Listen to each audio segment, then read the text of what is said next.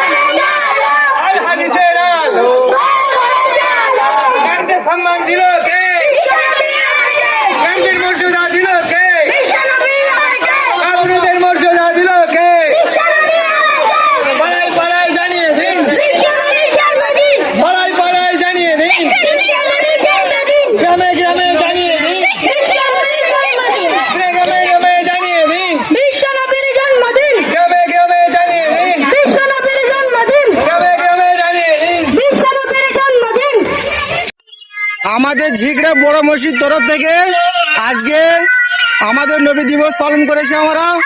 এটা আমাদের ঝিগড়া বড় মসজিদ, এটা আমাদের গ্রামের মসজিদের ইমাম সাহেব। আর এখানে আমাদের খাওয়া দাওয়ার ব্যবস্থা তৈরি হচ্ছে। এখানে সব